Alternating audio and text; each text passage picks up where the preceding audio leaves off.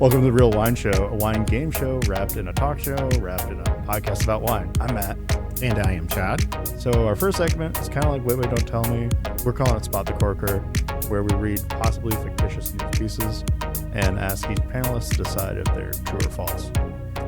The second segment is the emotive blind tasting, where instead of relying on the usual descriptors like what kinds of fruits, how much tannin or acid the wine has, we ask our panelists to taste the wine and tell us a story about the wine based on how it makes them feel, like perhaps a memory, or if the wine were a person, what kind of person would it be? You know, think of it less of a game show and more of a wild discussion about the wide world of wine. So let's get into it. Let's do it. All right. Welcome back. Everybody kind of introduce themselves. We'll start with you, Jamel. My name's Jamel, currently the marketing manager for Modales Wines in Fennville, Michigan. Also a podcaster, so co-host and co-founder of Music in the Bottle podcast. Started that show right around COVID and started working at Modales shortly after. So I've been kind of in the wine industry since COVID, officially. Nice. That's a really good show. Everybody should take a listen to it. Thank you. Really nice. Yeah. Yeah, I agree. I'm Caroline Lamb. My day job is at AHD Vinters, which is in Warren, Michigan. We are importer and distributor for the whole state. I am a marketing specialist there, as well as doing a little bit of sales. And then I also contribute to a podcast called The Business of Drinks, which is hosted by Erica Ducey and Scott Rosenbaum. Sorry, Scott. And that is designed to kind of help drinks brands grow and thrive. So they interview founders and just educate people on how to start their own drinks brands. Nice. Another great one. Yeah. Hi, I'm Tim Tebeau. I was a career wino in the importer-distributor space. Yes, baby. Yeah. Former co-conspirator with Chad Thomas here at U.S. Wine Imports in the hangar behind us. And worked as a regional wine journalist in Northwest Michigan for about 12 years, and have recently pivoted to the logistics and supply chain side of the business, supplying glass to all the wineries in the Midwest with Saxco International, based out of California. Oh, that's really cool. Because, anyway, you need glass, right? You need glass. Yeah.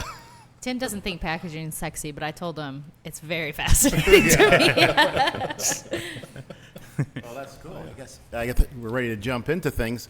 We might say, though, Tim, you might have a home court advantage here, being so the old digs. I'm feeling good. How's it feel? Yeah, it feels real good. There it is. All right, cool. You want to start off with the story, or shall I lead? I have the mic. All right. Our first, then we'll get into it. Our first true and false question for you folks is, which one do I want to do? That one's kind of boring. Let's do this one. You guys ready? This is called Sea Cow Slurry. Sea Cow Slurry. I'm yelling. Why am I yelling? The headphones sound different than the other ones. They're more noise leak. Anyway, Sea Cow Slurry, we call this.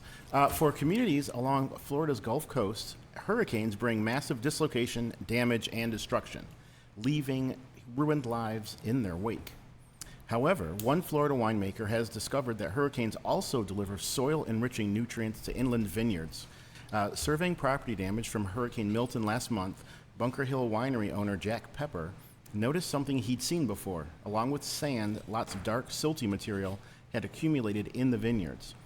He opened his winery almost 20 years ago and has noticed the same phenomenon with previous strong hurricanes and subsequently spurts of lush vegetative growth in the vineyards. Out of curiosity and with a hunch, he sent soil samples to nearby Central Florida State University for analysis. The findings were surprising. The sand and silt carried into the vineyards were rich in organic materials, notably manatee feces and certain algae. Researchers at the university hypothesized that the hurricanes were drawing up vast amounts of water and solids from the shallow Pine Island and Gasparilla Sounds, prime habitats for manatees and the particular algae, and depositing that muddy water further inland. The discovery is causing a rethink of land use patterns in Florida as burgeoning insurance costs are restricting housing rebuilds and opening up areas of potentially sea-enriched soils to agriculture. For example, grape growing. So our question to our panelists today is, has it been discovered that hurricanes are spreading manatee poo across Florida? False. Is I don't know. Is it plausible? Can we start there with the? It sounded very very real. Honestly, that whole story was believable. But I don't know much about hurricanes in Florida, so I don't know if they're spreading anything. So I don't think there's any chance that that's a real story. I'm gonna say false. I'm of the opinion that anything is possible in Florida. Oh yeah. But I think your storytelling like kind of really sold. Well, like, I was gonna lead it off with a Florida band discovered. That would have to be true. That would have to be true. But yes, you are, Tim. I'm sorry to say, you are. You said true. It is false. I'm sorry. So you are on the outs on this one. It is a false story.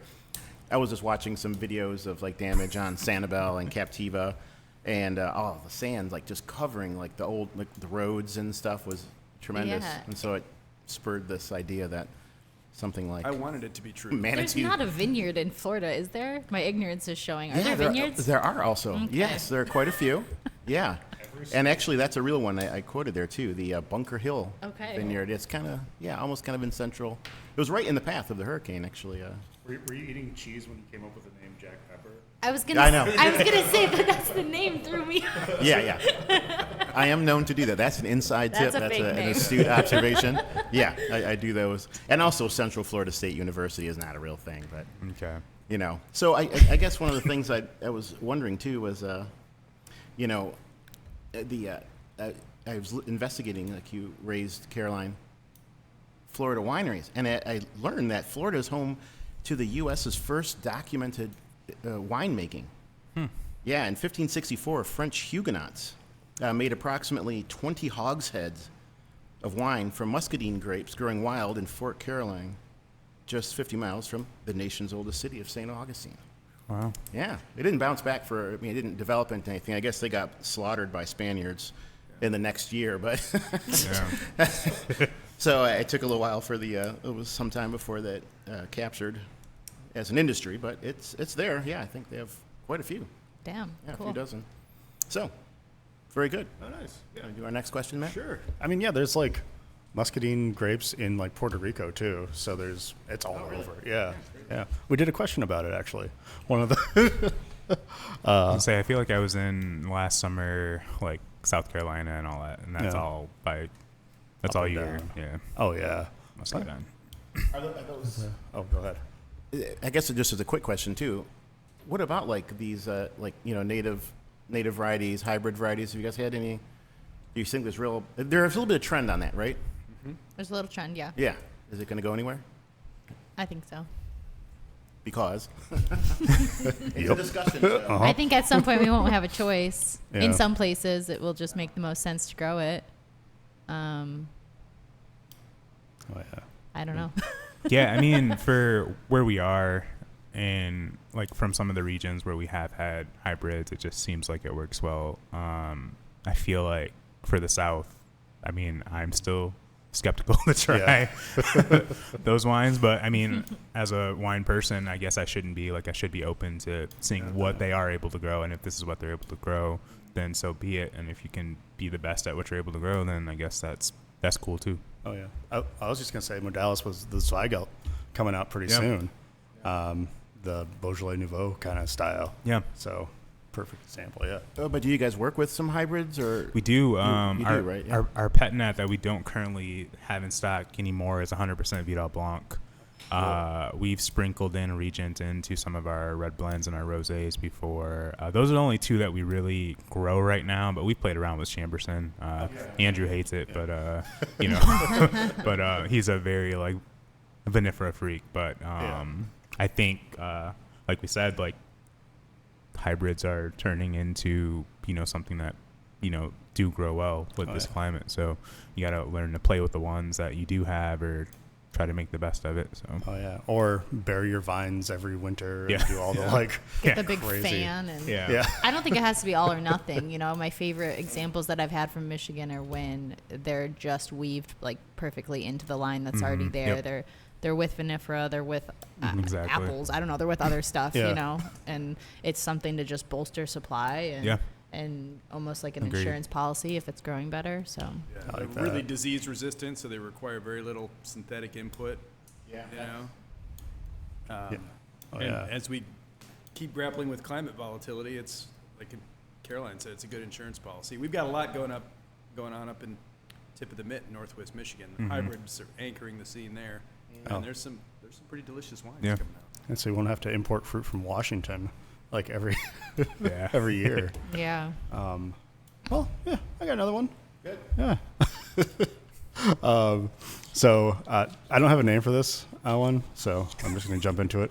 Tannins from male chestnut flowers could replace sulfur as a preservative for wine. The product, chest wine, developed in Portugal, is said to be non-allergenic compared to sulfites and has no impact on the color and taste of the wine, according to the manufacturer, Tree Flower Solutions. It is just as effective as SO2 in inhibiting oxidization and microbial growth. The tannin of the chestnut tree reacts with the free and dissolved oxygen, thus preventing formation of aldehydes, explains Felipe Ortega, one of the founders of the company. The product meets the requirements of the Enological Code of International Organization of Vine and Wine, or also known as OIV in Portuguese, as well as the standards of most organic viticulture. Not the one I'm working on, though. Mine's way more stringent. We'll talk about it later. So, according to the manufacturer, chest wine should be added during the maceration process, before malolactic fermentation, during aging, and just before bottling, and whenever you feel like it. Depending on the color, health condition of the grapes, and general hygiene in the winery, 27 to 45 grams per hectoliter are needed. With this amount, the wines remain stable for at least 60 months, which corresponds to the duration of our longest trials, says Ortega. The project has won several innovation awards. Okay, so can tree nut flower, tannin, be used as sulfur alternative, or have I told you 0 truths? Oh. 0. One more for a triple negative. Okay, yeah. Well, I haven't heard anything about this. You said it has won multiple awards, but I believe this could be a thing. So I'm going true. True? Okay. I haven't heard anything, so I'm going false. Okay. I was on the side of plausibility last time. I'm going false. Okay, it was true. Oh, Yay. wow. Yeah. Wow. I just added a little bit of flair here and there. Love it. I'm not making up a system, but yeah, no, it's coming out. Interesting. They've been working on it for at least 60 months, it looks like. So the follow-up question, if you add this tannin of the male chestnut flower, does that count in addition? Is it still an organic wine? Is it still natural wine? Totally in addition. Yeah, exactly. Yeah. But I'm not somebody who cares about that, really. You know what I mean? I feel like if you Right. were somebody who wanted 0 and that felt good to you, you would say, that's cool, you know? Right. But that's totally in addition. Yeah. Yeah. What about people with tree nut allergies, though? Are they not, That's what I thought too. they're not even Like, safe in wine anymore? I mean, nope, come on. it's Is fine. It, does it Yeah. impart flavor? They Is it say being it used doesn't. anywhere? Like in wines that are It looks exported? like it's just. I just read the news article. Okay. That'd be fun to kind of find out. Yeah. See what they are actually using it in. Huh. Because man, Why does it have to be the male? A lot of questions. I think You don't have science the because of answers. science. I don't think it's a It's not discrimination thing. Sexist It's not edition. sexist. Down with the patriarchy of the chestnut trees. Yeah. And I wonder if there's any of that component in, of course, a lot of regions use chestnut barrels for aging. I wonder if they derive any, preservative benefit from that. Probably. That's cool. Unless they're made out of the petals. Only if the barrels are made out of the petals from the male chestnut tree, I think. That Which concept they're not. is still Hey, you guys are in marketing. I mean, just tell them it's true. I mean, that's all you got to do, right? Pretty much, yeah. These chestnut barrels will help preserve your wine. Sell it. Let's do a quick glass check before we do the next question for you guys. What have you been drinking? What's in the glasses over there? Yeah, so we've only opened one thus far, but I figured I'd bring some bubbles. Why not, right? But our Perfect, yeah. from Modales, our 100% Cab Franc Cremant de la Esperanza, so from our estate vineyard. 1.5 1.5-year tirage. Yeah, there's no more to sell, so I figured I'd share it with you guys. But yeah, a super fun traditional method sparkling that we kind of did as a one-off. Hopefully Andrew does it again, but I think it's pretty tasty. Yeah, it's creamy and delicious, and it's got a little edge to it that is great with those corn nuts. If you have not done that, Everybody on mic, let's get some corn nuts. I was going to say, can we crunch corn nuts into the mics? Couture corn nuts and Cab Franc sparkling are one of the great underrated pairings of all time. There you go. Cool. Yeah, then let's jump into our next question. Let's do it. What do you want? Do you want fun or serious, or what do you want? How do you want to go? Fun. Something fun. Thank you. Okay, let's start with this one. This is a piece that is entitled. We're calling it the Block 5 Boogie. All right, that's tantalizing. Yeah. Tantalizing lead-in, and it goes like this. A new German study has discovered that vines, when music is played for them in the vineyard, respond better to rap music than other genres of music. Researchers at the Deutsche Klangwissenschaft Institute in Aachen, pretty good, huh? See, that's a lot of letters. Klangwissenschaft. The Klangwissenschaft Institute in Aachen looked at a variety of plant metrics in their assessment, which took 5 years to complete. Vine variables included vine health, vegetative growth, and crop yield, among other items, while music genres included classical, rock, jazz, rap, and perhaps predictably techno. We're in Germany there. According to Professor Amy Dassler, who coordinated the study, quote, "We saw consistently better results over all monitoring points from vines listening to rap music, specifically in the range of 85 to 135 BPM, end quote.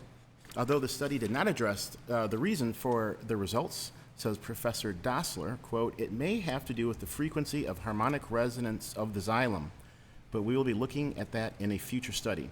The lowest performing music types were classical and jazz, neither of which showed consistent benefit compared to the control vineyard where no music was played.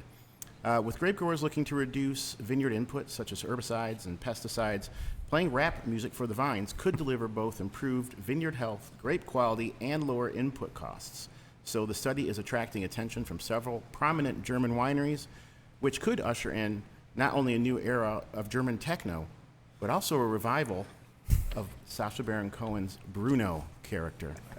We would like to see that. So, panelists, dear panelists, is it in fact true that rap music is best for vineyards? It's 100% false, but 100% cool. Give him a few extra points for that. I was going to ask, what's the genre? Like, is it backpack? Is it grime? What's the... All we have is what... Oh, okay. Yeah. What was the question you ended it with? Is rap music the best for vineyards? That was the question. That's a loaded question because, I mean, just based on the information that we have. Yeah, I don't know that there's any tangible evidence to show that, but I would like to believe that. Okay. I'm going to echo the false sentiment here, but I too would like to believe it. Well, right, but listen, there's a lot of we all know a lot of examples of wineries where they'll play in the cellar at least. Oh yeah. Music is that something that confers some benefit? Well, I mean, within that milieu, right? That's just I guess if curious about the claims that it acts as a pesticide. Did you say that? Or like, I'm sorry. I'm just reading it, number one. Yes, it said it improved vineyard health, grape quality, and lowered inputs. It's like the grape version of like touch grass. Like, touch grass. Just go find some rap music. It's so much cheaper than pesticides. I think these folks aren't buying this one, Matt. No. Yeah, no. But like I said, cool. But again, like when you talk about the cellar and, trying to like kickstart fermentation or something, they always say play some music or play something that Oh really? They say music to kickstart the fermentation. So the yeast are also a little... That's what I've heard. I they get down too, huh? I mean, I played around with some stuff at Heights. I had some Kendrick playing and, the fermentation kickstarted right away. When I played something else, maybe it just wasn't the vibe. Maybe it was a Kendrick day. I don't know. What but vintage was that? We need to get a bottle of the Kendrick Heights. What was that? 2021. Okay. I got to believe that some DMX would scare off those aphids. What? Yeah. Yeah. So you all are very insightful. It is in fact false. It is false. It sounded like you wanted to say something else. I did, but I couldn't remember the word. I can't now even. So we'll stick with insightful. It is false. So that's points across the board. Well done, panelists. Thank you. Yeah, I was thinking about this as far as when I was pitching this story to myself. That could vibrations be could that be the thing that stimulates, whether it's yeast, Jamel, or if say music was beneficial to vines, could it be like I don't know, maybe causing the flow on. There could be something there. Could be. Yeah, okay. Anyway, I was. Everything matters and nothing matters is Pretty basically my much. motto for life. So Yes. I don't know. Maybe if you're having a better time in the vineyard, you want to be there more often. It helps the vines by you being in the vineyard more often. Mm-hmm. So maybe that's the knock-on effect. Right. Yeah. I don't know. Oh, I'll do one. Yeah. You want to do another? I can. Okay. I'll do one. Okay. Police raids in Milan, Turin, and Paris on October 14th led to the dismantling of a... Oh, did I do this one last time? Not with these people. Oh, no. Police raids in Milan, Turin, and Paris on October 14th led to the dismantling of a network that produced and sold French fake Grand Cru. And this was announced by the European law enforcement agency, Europol. During the raids, large quantities of wine bottles from various Grand Cru vineyards, labels, and wax products were seized. Additionally, the police found ingredients for refilling wine, machines for recorking bottles, luxury goods, and electronic devices worth 1.4 million euros. The gang produced fake French Grand Cru wines, which sold at market for the prices of up to 15,000 euro, primarily in Italy and Switzerland. They are said to have made more than 2 million euro in profits. 100,000 euros in cash were seized. The police discovered some similarities between the methods of the forgers and a previous case that was concluded in 2015. At Milan Malpensa Airport? Which one is it? Malpensa. Malpensa, thank you. They arrested a 40-year-old Russian citizen who had already been convicted under a different identity for similar offenses in that older case.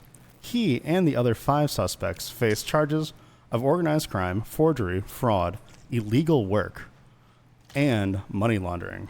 So, has Europol captured a devilish counterfeit syndicate, or have I, like a counterfeit wine, poured you a glass of lies?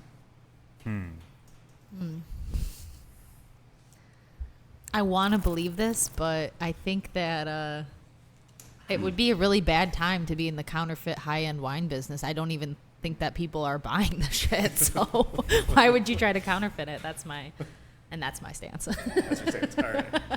Unless Rudy Kurniawan has opened a consulting company, I'm going to concur with it. Yeah.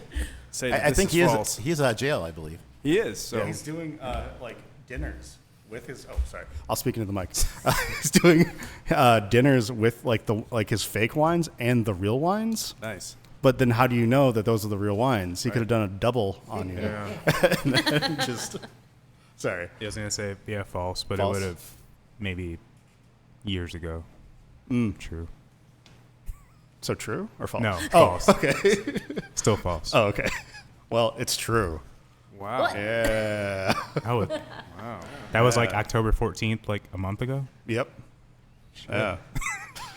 Wine journalism, not getting the stories out. No, So absolutely not. I have my sources. my secret sources.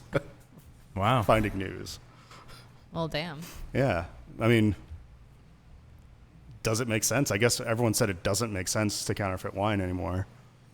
I mean, But Well, I mean, if you put it on sale, right? Yeah. It's down from $2,000 the bottle to Yeah. $1,500. That's $500 in your pocket, baby. yeah. That's right. I know people are still buying wine, and people are still buying wine as an investment, which is a whole nother Oh, conversation. yeah. So Actually, I have something that ties into that.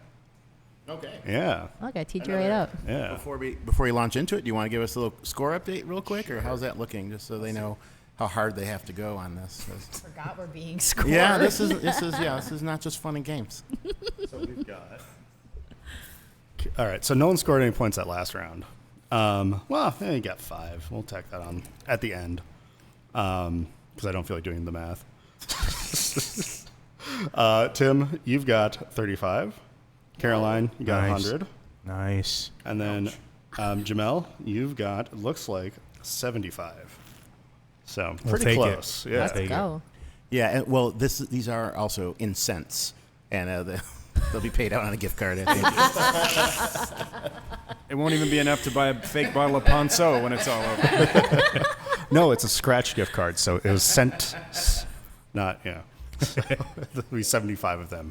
You have to identify blind. All right. Many Chinese investors are currently withdrawing from Bordeaux.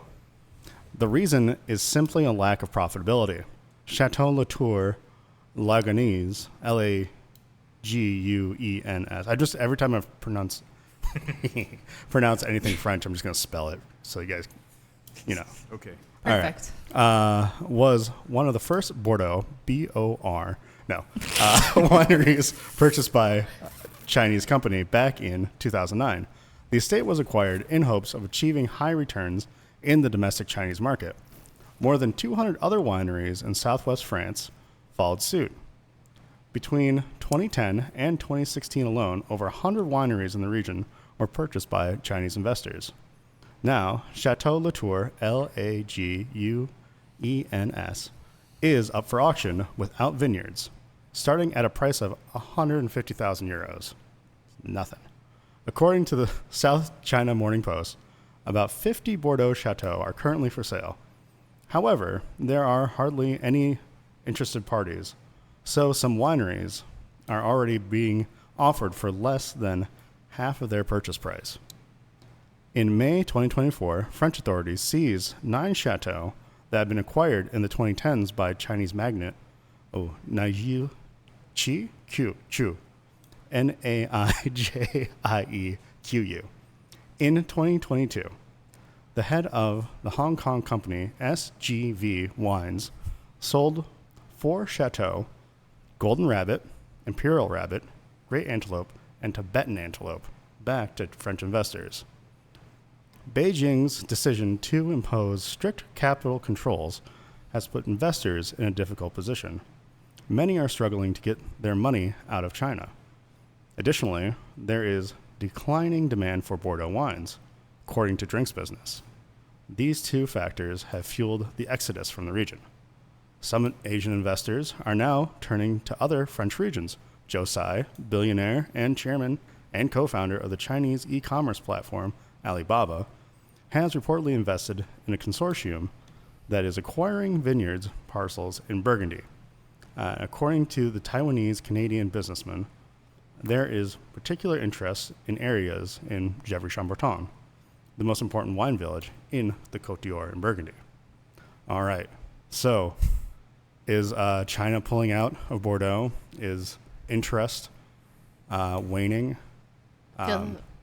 Yeah. I feel like this is tricky because there were some really, really questionable details in that read through, Yes. but Yeah. there are some things I know are true in that. Like, I have read about the decline of, what did you say, Chinese demand for French Yeah. wine. I don't Yeah. know if that has to do with them producing more Bordeaux-style wines in their own country Oh, that makes sense. or whatever. So I'm just gonna say true. True. Okay. I'm saying false based off of golden rabbits. I'm not buying the Golden antelope. Those antelopes were a big red flag for me. I'm going false. False. Okay. Well, it is true. Dang it. Dang. There were really Bordeaux chateaus called Golden Rabbit, Chateau Golden Rabbit. Yes. Was it in French and you Chateau just translated Imperial it? Rabbit. Yes. It might have been in Chinese. Yeah. Because they bought it and then changed the name Yeah. to a Chinese name. That's what I'm Okay. thinking happened. But All right. Tibetan antelope, I buy that one. I'd Yeah. Can we curse on this podcast? Let me go get a chip. Yes, you may. Oh, man. True. Wow. Yeah, that's a surprise. That is a surprise. But I guess, are these being repurchased, or they have been? You said they were. Not all of them. Not all of them. Well, 150,000 euro for a winery. yeah. It's pretty good. That's like the same cost as a winery on Etna, which is a way less developed region. Not that Yeah. I've looked. I'm surprised. Okay. Can't even buy a storage unit in Ann Arbor for $150,000. It worked out. I don't know. Also, I was like, I thought it could not be true because I was like, that's way too low for anything. Yeah. Let alone property in Bordeaux. But all right, hey, let's Chad's do. leaving now to. I know. I'm like making plans. I'm making plans anyway, to be honest. I'm always making plans. Jumping ship for a little bit anyway. Hope to. How about another glass check here before we roll into? We're at the halfway mark here, so we're moving along nicely. But let's check in and see. There's what too we much got. reading going on this label for me Who right brought now. this? Was this here already? And here already. Yes. This is where the wine was made. It's made here. I'm leaving. What do we all have the Viñedos Viejos Vinos de Montaña. Who makes this? Peninsula Viticultures? Peninsula. Viticultores, yeah. Yes. not Peninsula familiar. Viticultores. Does anyone have anything to say? It is it's up in the Gredos Mountains, right? They're up Yeah. in the near the Spanish border with Portugal over that way. And the variety is what is it again? Rufite, right? Garnacha, Rufete, and blend. That's right. Pinuela. Pinuela, yes. There you go. Yeah, it's a little more ripe than I remember. Which vintage is it? I'm sorry, Caroline. 18. 2018. Huh.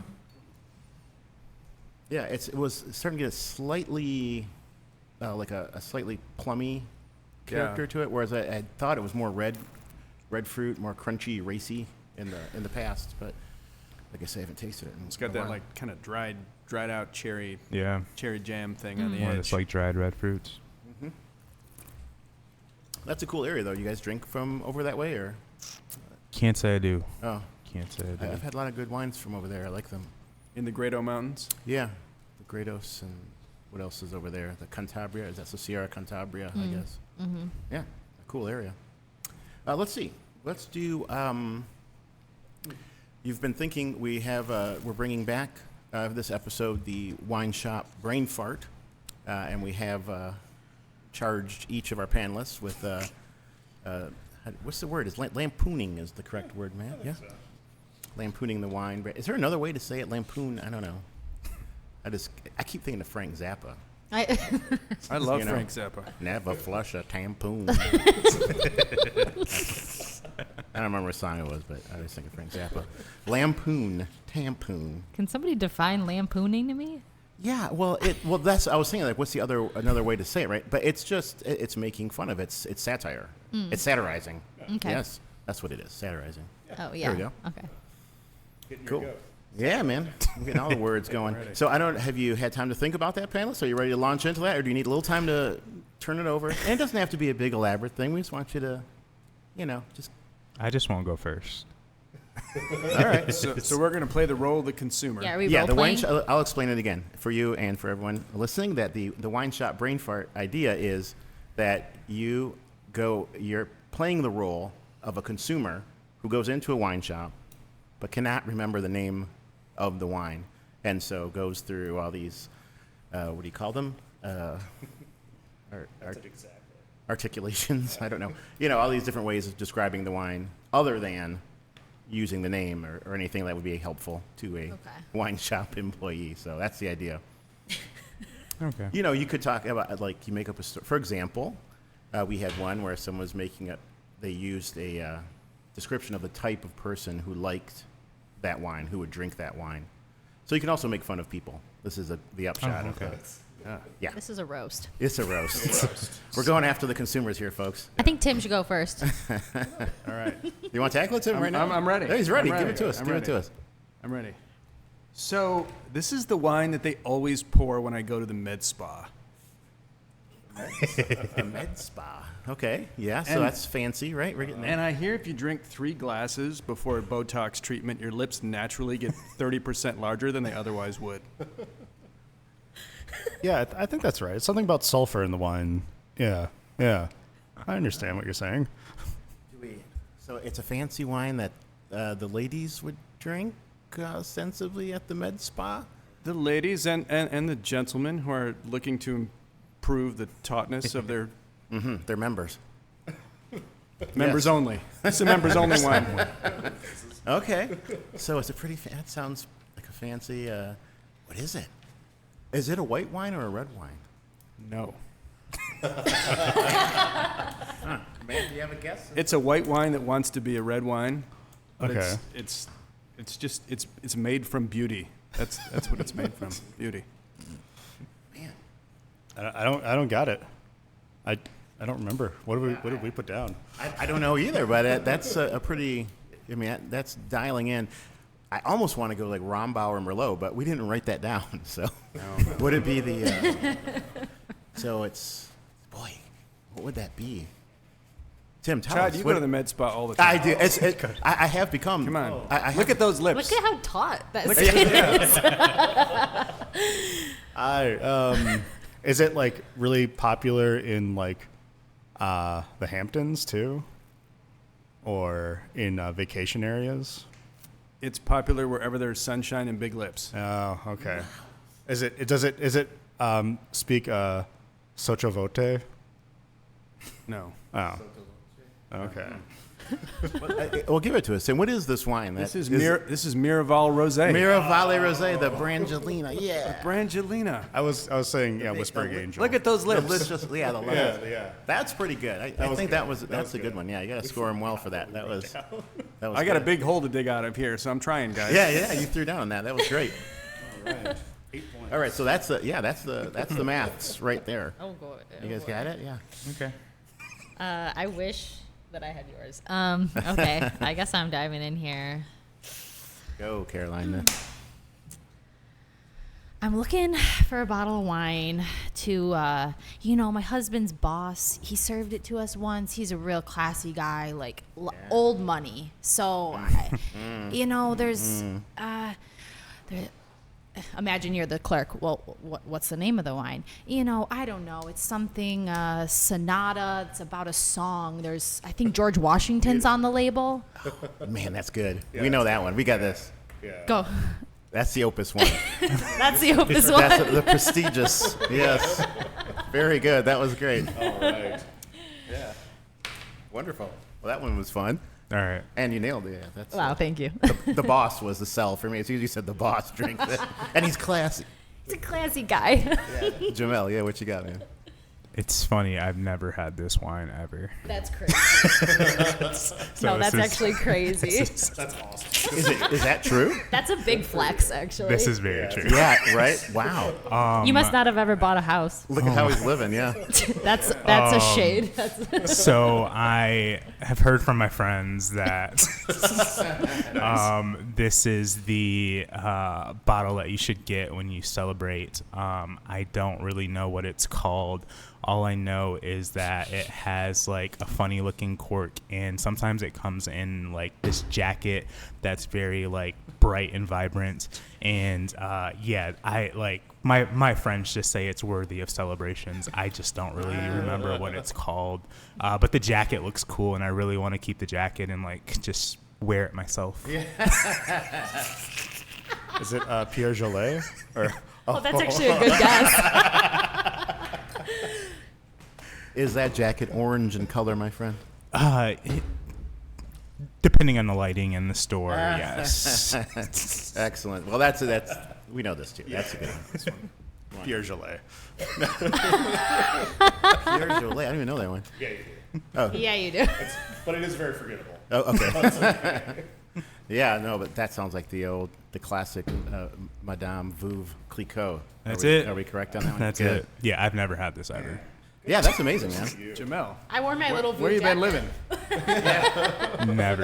No, I actually Never. can't believe that. I know. That's what I was saying is if I was mine, I'd say, I'm a real estate agent. I have a client closing on a house. What should I get them? It was actually like on clearance at Meijer, and that's when I was going to buy a bottle. Yeah. But then I didn't. But I did. Veuve Clicquot was on clearance at Meijer. Yeah. Nice. The yellow jacket.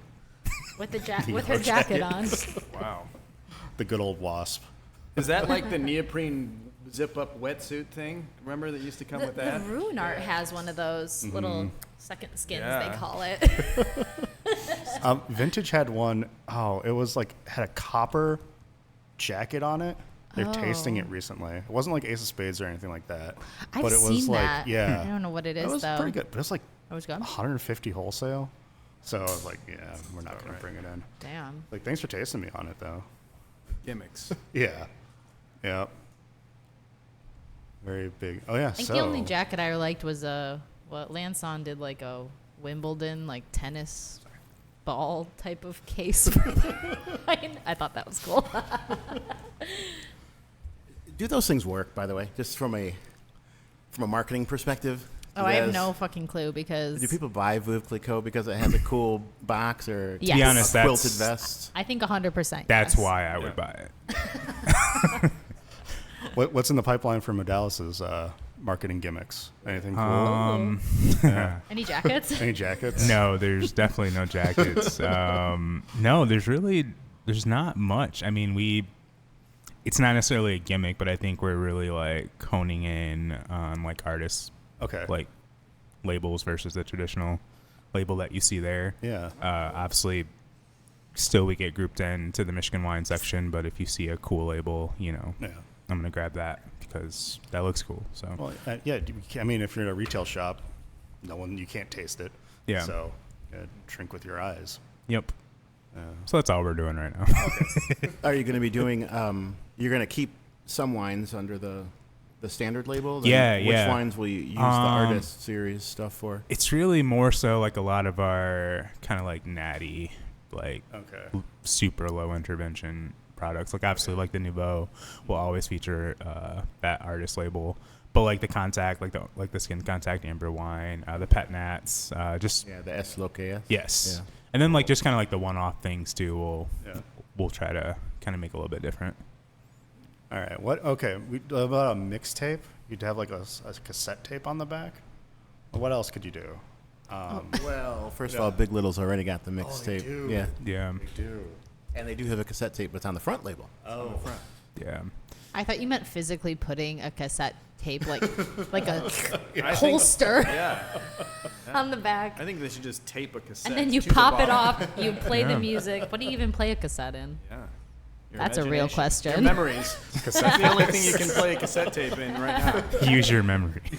I bet if you were to go on Alibaba, we could find I bet you're right. a portable, a portable cassette tape player. You could probably get 100,000 of them for $5. And they would work for about 5 minutes. Yeah. As soon as you hit that, what was the sweet button that you wanted all the time? Was it auto reverse? Auto reverse. Yeah, so you hit that auto reverse button. This is old folk talk. They would break. It's yesterday's Old folk technology. talk. Old folk talk. We're in the parlor with our cassette players, hitting the auto reverse. Playing parlor games, listening cassettes. So, folks, you have in front of you our blind wine there, too, so we don't have to jump to it first Shoot. quite yet. And then I'll remind you about that when we get to that segment, but don't neglect to pour some of that quite soon. And then we have, maybe we can jump into one more question here and give you some time to experience the wine, see if it triggers anything in particular. So we'll call this one, because we've been on this theme here. This is a piece, this article we call Neither Sleet Nor Snow Nor Ponzi Scheme. In June of last year, in two high-profile raids co-led by the U.S. Postal Service and the FBI, the scope of crimes alleged against the once mighty New York City wine retailer Sherry Lehman hit the headlines on a colorful front page of the New York Post. One of the most famous wine shops in the U.S., which was founded in 1934, they pioneered wine future sales in the 90s and was the store of choice for the Manhattan glitterati for a decade. Sherry Lehman was doing annual sales of $42 million at one point, but by 2023, the store was shuttered for back taxes and back rent amounting to over $6 million. And that wasn't the worst of it.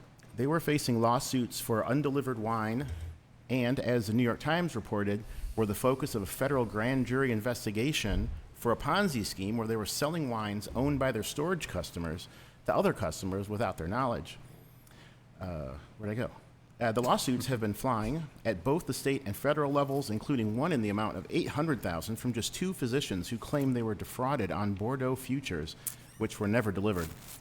In all, it's an inglorious end to an American heritage shop dating back to the 1930s, and very similar to Ponzi schemes, the Ponzi scheme, which brought down Berkeley fine wine retailer Premier Cru in 2016.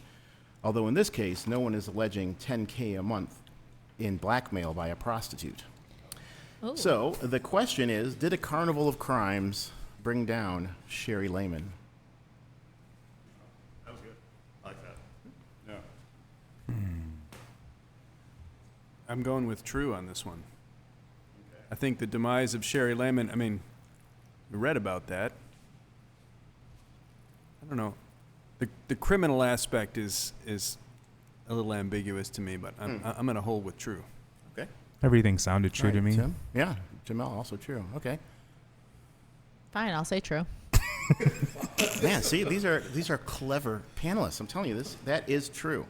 They were first shut down in 2022 for operating without a license, and then the federal charges led to the raid, and that was just back in March that a judge finally allowed, because it's been shuttered and all the wine's been sitting in there since 22, and the landlord was just finally allowed to empty all their space back in March. So I don't know if that stuff's hitting some other auction site or whatever yet, but it's an interesting question because as Caroline, you had started off with, that the Bordeaux sales have been soft, you had said, and the futures in particular, I think, have been soft, in that the inventory is getting excessive and piling up, of unsold stuff. And the pricing on premieres keeps going up too. So I'm kind of wondering, are we in for what do they call it? A market correction. What do you guys think's going on with Bordeaux futures? I'm sure you're all heavily invested. Yeah. I mean, You never know. me and the rest of the glitterati are freaking out, quite frankly. I think so here's the question then. Let's phrase it this way: Is on Premier even relevant thing anymore? I mean, is anybody buying like that? You guys, Caroline, at AHD, you do a bunch. Yeah, I'm really just kind of chipping the tip of the iceberg into Bordeaux. She's chipping the chip. Yeah. Oh, That was a nice nod. that was unintentional. Shout out Chip Delsner. Yeah. We're going to call him the chip of the iceberg from now on.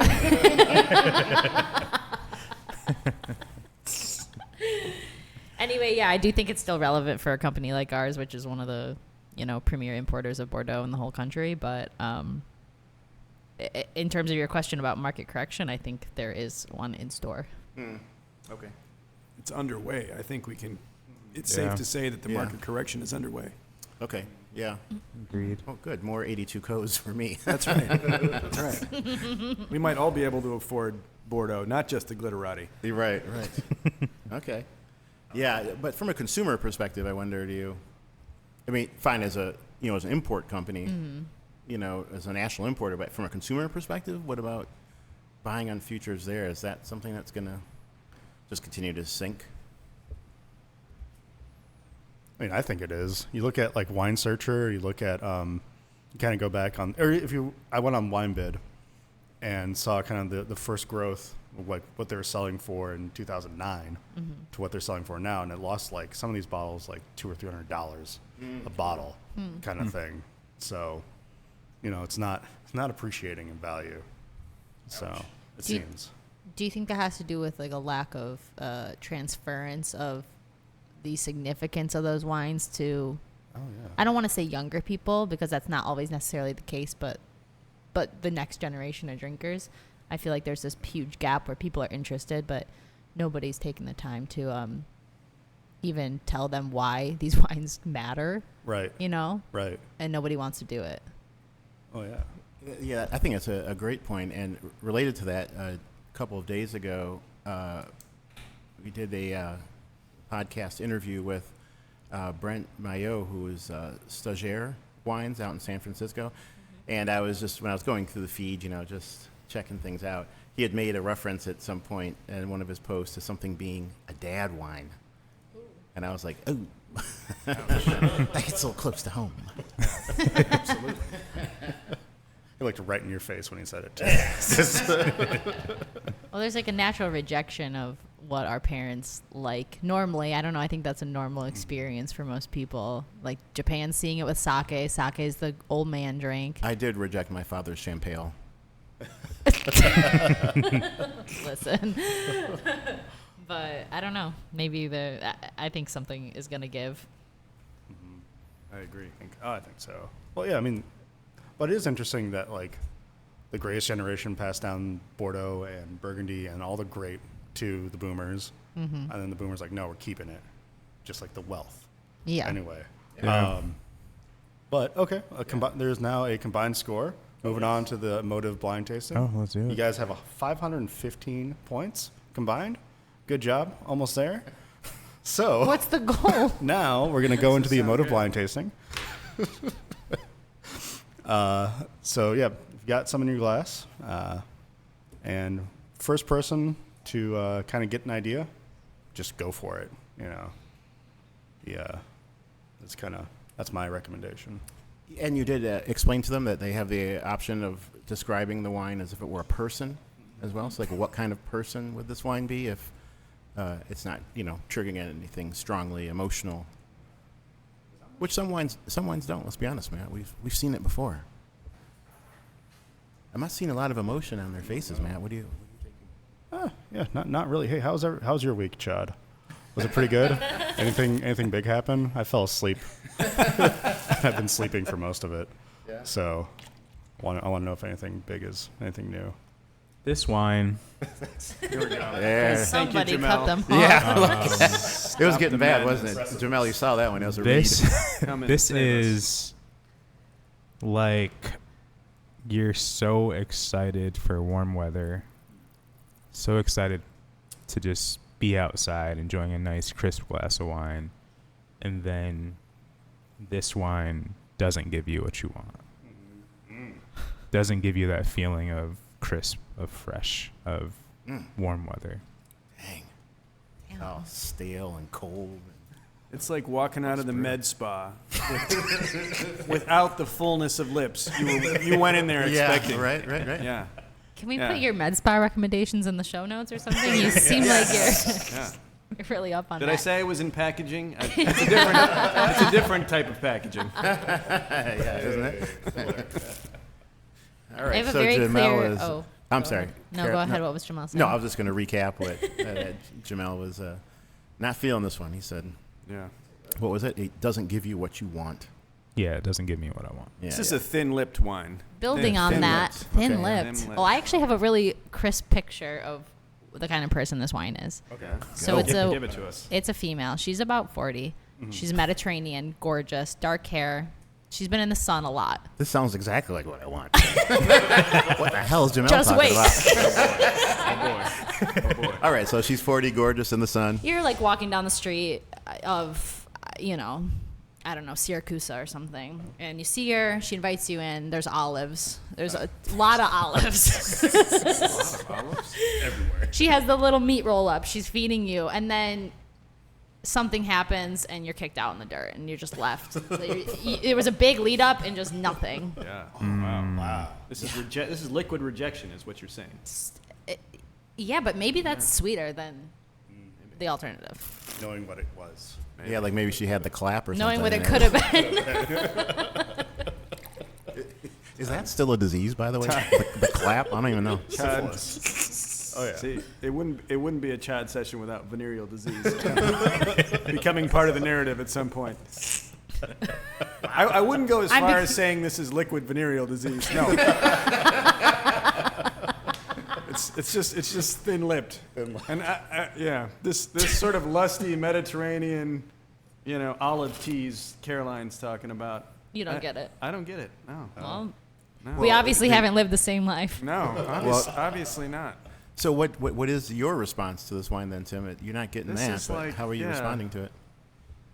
It's a little bit boring to me, right? Like it's kind of blue-blooded and boring. I feel like it's. Yeah. I also didn't say lusty. Thin-lipped, Yeah, I think tennis whites. Oh. Okay. pickleball, or No, more Tony, I think. It's a little classier than pickleball. okay, Yeah. okay. It's like this wine is like the tennis court at one of those like Victorian summer communities. Okay. It's I like just that. it's a little worn out.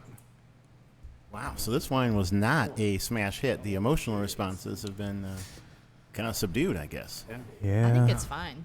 Well, that's subdued. I mean, let's be honest. I mean, fine is not too awesome. So let's find out what it is. Why don't one of you unveil it and then give us the details on that? Caroline's going in on this one. Thank you. Chad took one of his old balaclavas and taped it to this bottle. Somebody broke the zipper last night. I didn't have time to fix it yet. That was during his time in the IRA. Yeah. When he used to do backup for DMX, he used to wear that. Yeah. Okay. Avalanche, La Blanche, Fabien Trosset. It is Mondeuse Blanche. So it's a fun grape, at least. You know, I mean, that checks out. yeah. Mondeuse Blanche. Which vintage is that? 2022. Wow, it is kind of. It does feel a little. I mean, it's not as vibrant as you'd expect for that age either. So, surprise. I would have called Pinot Grigio. Yeah.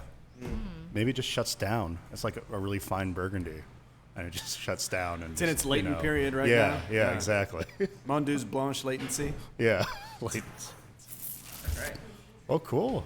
Do you want to give a final? Is there any change on the scoring there? That I think they did a good job on the description, on the blind, the emotive. So I would give them. You know what? Everybody got combined 1,000K. So, Wow. Yeah. Good job, team. Good job, So team. you got 1,000. That might be a record. Congratulations. Wow. All right. Any team has ever had. Let's go.